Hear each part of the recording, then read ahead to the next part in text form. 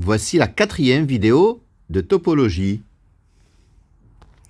Alors, nous avons ED, un espace métrique pour tout x de E et toute partie non vide A contenue dans E. On pose distance de x à grand A, c'est l'inf pour y appartenant à grand A des distances de x à y. Alors, première question, montrer que distance de x à A égale à 0 équivaut à x appartient à A bar. Bon, c'est pas mal écrit, mais c'est A bar. Puis que distance de x à A égale distance de x à A bar. Deuxième question, montrer que pour A fixé, l'application qui a x associe f de x égale distance de x à A est continue sur E. Troisième question, soit A et B deux parties de E, montrer que A inter B bar égale A bar inter B égale ensemble vide, équivaut à il existe deux ouverts U et V disjoints de E, tels que A est contenu dans U et B contenu dans V. Alors on nous propose de considérer l'application qui a x associe distance de x à A moins distance de x à B. Quatrième et dernière question, soit A et B, deux fermés disjoints de E, montrer qu'il existe une application continue phi de E vers R qui vaut 0 sur A, qui vaut 1 sur B, et en déduire qu'il existe donc un ouvert contenant A et un ouvert contenant B qui soient disjoints. Alors la première question, montrons que la distance de x à A égale à 0 si et seulement si x appartient à A bar. Alors, de la droite vers la gauche, si x appartient à A bar. Alors, pour tout epsilon positif, la boule de centre x et de rayon epsilon inter A est non vide. Ça veut dire qu'il existe un y dans A qui appartient à cette boule. Donc, pour tout epsilon positif, il existe un y appartenant à A tel que la distance de x à y soit inférieure à epsilon. Or, la distance de x à A, c'est l'inf des distances de x à y pour y décrivant A. Eh bien, ça veut dire que la distance de x à A est nulle, puisque la distance de x à A est inférieure à epsilon pour tout epsilon positif. Donc, elle est nulle. Réciproquement, si la distance de x à A est nulle, alors l'inf pour y appartenant à A des distances de x à y est nulle.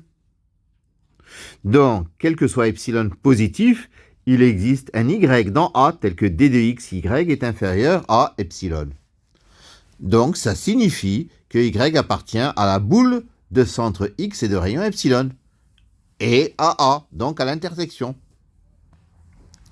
Donc, la boule de centre x et de rayon epsilon inter A est différente de l'ensemble vide, donc x appartient à l'adhérence de A.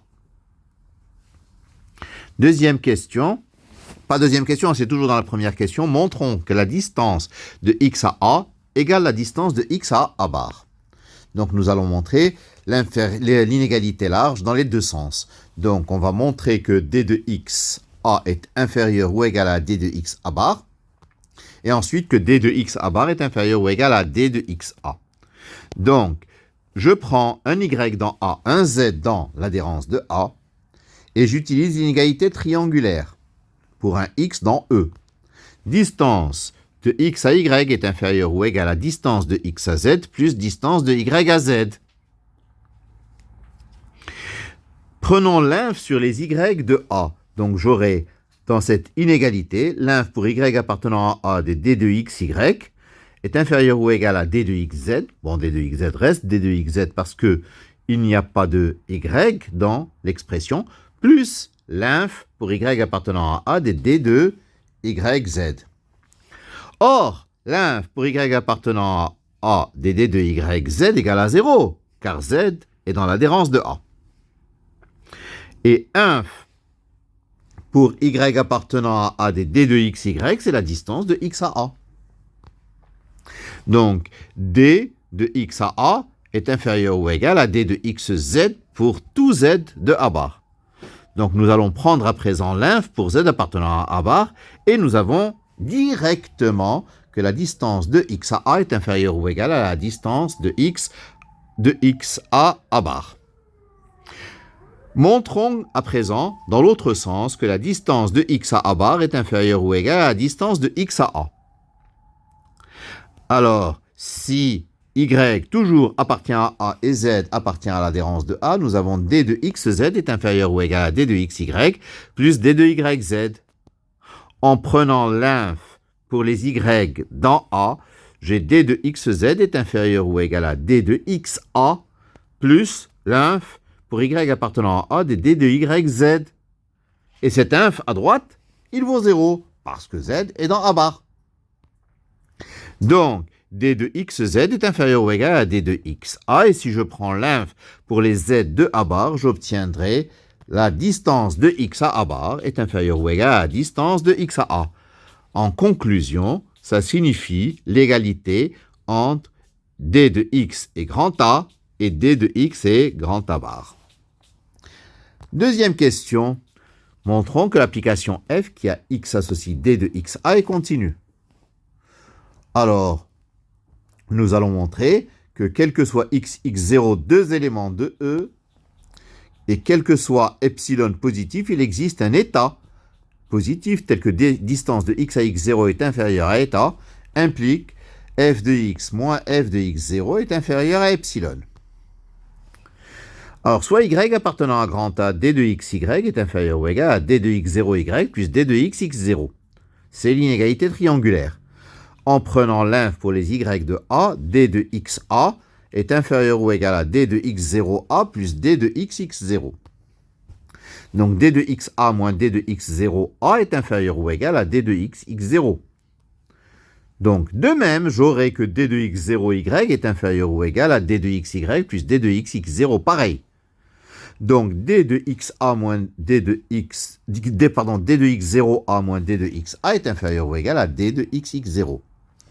Donc, les deux quantités sont inférieures ou égales à d de xx0. Ça veut dire que la valeur absolue de d de xa moins d de x0a est inférieure ou égale à d de xx0.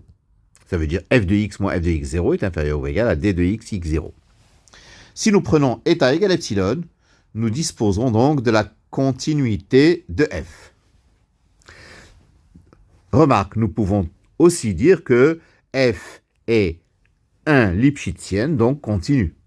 Mieux que ça, uniformément continu, donc continu. Troisième question. A et B sont deux parties de E. Montrons que A inter B bar et A bar égale A bar inter B égale ensemble vide. Ça signifie qu'il existe deux ouverts U et V disjoints, tels que A est contenu dans U et B contenu dans V. Alors, supposons qu'il existe deux ouverts U et V disjoints, tels que A contenu dans U et B contenu dans V. Nous allons montrer que A inter l'adhérence de B et B inter l'adhérence de A sont des parties disjointes. Ce n'est pas 0, c'est l'ensemble vide, bien sûr. Si U inter V égale l'ensemble vide, je vais le corriger immédiatement. Si U et V U inter V égale l'ensemble vide. Ça signifie que U est contenu dans le complémentaire de V. Donc, A, qui est contenu dans U, est contenu dans le complémentaire de V. Donc, l'adhérence de A est contenue dans l'adhérence du complémentaire de V. Mais complémentaire de V est un fermé, car V est un ouvert. Donc, l'adhérence du complémentaire de V, c'est le complémentaire de V. Donc, A bar est contenu dans le complémentaire de V. Mais puisque B est contenu dans V, le complémentaire de V est contenu dans le complémentaire de B. Donc l'adhérence de A est contenue dans le complémentaire de B. Donc l'intersection de A bar et de B est vide. De même, V est contenu dans le complémentaire de U. Donc B est contenu dans le complémentaire de U, parce que B est contenu dans V. Donc, B bar est contenu dans le complémentaire de U bar qui est le complémentaire de U. Car, U étant ouvert, le complémentaire de U est fermé. Or, A est contenu dans U, donc complémentaire de U est contenu dans le complémentaire de A. ça veut dire que B bar est contenu dans le complémentaire de A, donc B bar inter A, c'est l'ensemble vide. Réciproquement, si on suppose que A inter B bar et A bar inter B sont toutes les deux vides, c'est-à-dire qu'ils sont disjointes. Montrons qu'il existe deux ouverts U et V disjoints, tels que A est contenu dans U et B contenu dans V. Alors nous allons poser psi de x égale distance de x à A moins distance de x à B. Bien entendu, psi est continu puisque les deux expressions sont des fonctions continues. Nous allons poser grand U égale l'ensemble des x de E tel que psi de x est strictement négatif. Et grand V, c'est l'ensemble des x de E tel que psi de x est strictement positif. U et V sont des ouverts, car image réciproque des ouverts R étoile moins et R étoile plus par une application continue. U et V sont disjoints, car on ne peut pas avoir à la fois psi de x positif et psi de x négatif. Si x est dans A, la distance de x à A est nulle. La distance de x à B est strictement positive. Donc psi de x est strictement négative. Donc x est contenu dans U. Car donc A est contenu dans U. Remarque, on ne peut pas avoir que la distance de x à B est nulle. Car si cette distance est nulle, x appartient à B bar. Donc x appartiendrait à A inter B bar, ce qui est absurde. Car A inter B bar, c'est l'ensemble vide. De même, si x appartient à B, psi de x, c'est d de x a moins d de x b, c'est d de x a moins 0, c'est-à-dire c'est strictement positif. Donc x appartient à V, donc B est contenu dans V. Conclusion, A inter B bar égale B inter A bar égale l'ensemble vide, équivaut à il existe UV ouvert disjoint, tel que U inter V égale l'ensemble vide, et A contenu dans U et B contenu dans V. Dernière question, la quatrième. Si A et B sont deux fermés disjoints, montrons qu'il existe une application phi qui vaut 0 sur A et qui vaut 1 sur B. Alors, posons phi de x égale d de x A sur d de x A plus d de x B. Le domaine de définition de phi, c'est E tout entier, bien sûr. Tous les x de E, pour tous les x de E, d de x A plus d de x B ne peut pas s'annuler. Alors, si x appartient à A, phi de x égale à 0. Si x appartient à B, phi de x égale 1. Montrons qu'il existe deux ouverts U et V, tels que U inter V égale l'ensemble vide, avec A contenu dans U et B contenu dans V. Alors, si on pose U égale l'ensemble des x de E pour lesquels phi de x est plus petit que 1,5, et V, c'est l'ensemble des x de E tel que phi de x est plus grand que 1,5, bien entendu, U et V sont disjoints. Phi de x ne peut pas être à la fois supérieur et inférieur à 1,5. Si x appartient à A, phi de x vaut 0. Ça veut dire que phi de x est plus petit que 1,5. Donc x appartient à U. Donc A est contenu dans U. Si x appartient à B, phi de x vaut 1. Donc phi de x est plus grand que 1,5. Donc x appartient à V. Donc B est contenu dans V. U et V sont ouverts car phi est continu. Moins l'infini 1,5 et 1,5 plus l'infini sont des ouverts de R. Et U, c'est phi moins 1 de moins l'infini 1,5. Et V, c'est phi moins 1 de 1,5 plus l'infini. Donc U et V sont les images réciproques d'ouvert par phi, qui est continu, donc sont ouverts. Et ceci termine notre exercice. Voilà, je vous remercie de votre attention.